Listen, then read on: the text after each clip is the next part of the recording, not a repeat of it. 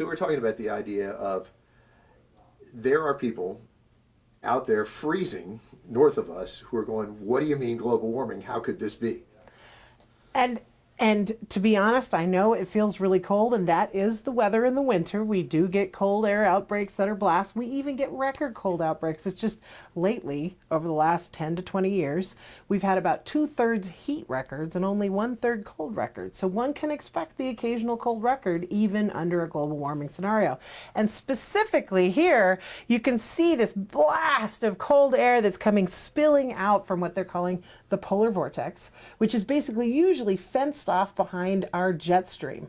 And those massive winds basically have broken free and are basically funneling all this cold air across us. And I've highlighted where Chicago is because they are really cold today. It says 15 below to me on this screen right now. Now, is there something about the way the climate is changing that made that break in the jet stream possible and helped this thing intrude? Well, two things. One, we're worried because the Arctic is warming really, really quickly. And at the same time, the stratosphere, the atmosphere right over the lower atmosphere full of the weather, you know, where the planes fly, that high atmosphere, because the CO2 in the lower atmosphere is blocking the heat from getting out, the stratosphere is cooling. And so it's getting intensely cold over this warm layer, and it's affecting our jet stream. And we think that these cold air outbreaks may be more common now because of our activated jet stream and our very cold stratosphere. So this is sort of a paradoxical effect of global warming. Absolutely. And that's not to say that this isn't a really sharp area of research. We are looking at this. It is, you know, we've only started to see these really big outbreaks really recently. And so we're working on it very carefully to see how much of this is due to global warming, how much of it is just weather. But we're working on it, and this is what we're worried about. Let's talk about that distinction between weather and climate. What do people need to understand about that? Well, weather is what you get and climate's what you expect. And from our climate models, the ones that look out at how hot the ocean's getting, at how cold the stratosphere, that upper atmosphere is getting, and how warm our weather areas are getting, it's going to carry more water, it's going to dump more water. And those things, so what we expect is slowly changing. Well, maybe not quite as slowly as we'd like. Now, just in terms of understanding this issue, is there a danger people will put too much weight on just their personal experience, the weather that's around them day to day? Absolutely. If you look at this, you'd say, wow, that's really, really cold. And you'd say, maybe it's just us who's getting cold. But heck, check over to here. Siberia is under record cold temperatures there. But at the very same time that we're getting record cold temperatures, you have to come over here and look at Australia. Check this out. Epic hot temperatures. They're burning up down there. Absolutely incredible heat waves going on in Australia right now, and wildfires, and this is climate change. These things are happening all together. They're part of the same signal. And because they're on the south side of the equator, yes, it's summer anyway, but this is hot by their standards. Hot by their standards, absolutely. And I could, if you had a minute, I could show you that they're actually having ocean heat waves that they've never seen before. The ocean itself is warming.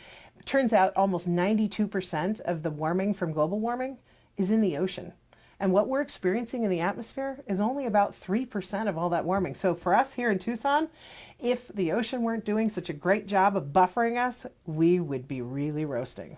Interesting that even it's pretty good distance from us, it is buffering our weather. It is, absolutely. It's 71% of the Earth's surface and 92% of the energy imbalance, and from all this excess CO2 in the atmosphere, so the ocean works for us every day.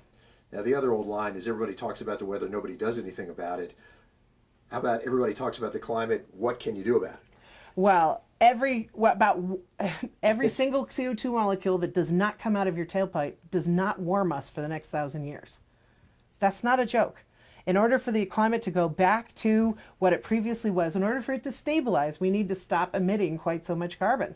And the cool part about this, the part that just gives me great hope, is very exciting, is did you know that the United States has cut their emissions by about 15% over the last 10 years?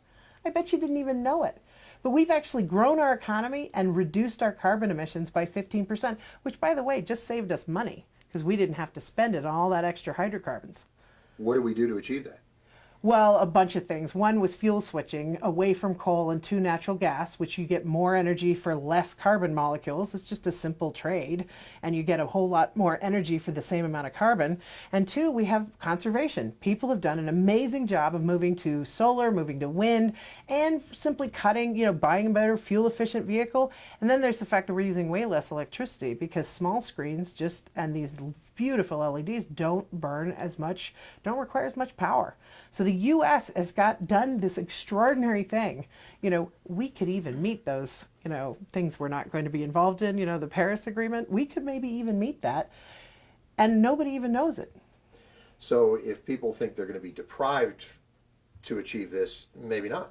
Well, 10 years, did everybody feel deprived? I mean, I thought we grew our economy and our stock market, okay, we'd had a little hiccup lately, but we've been doing great.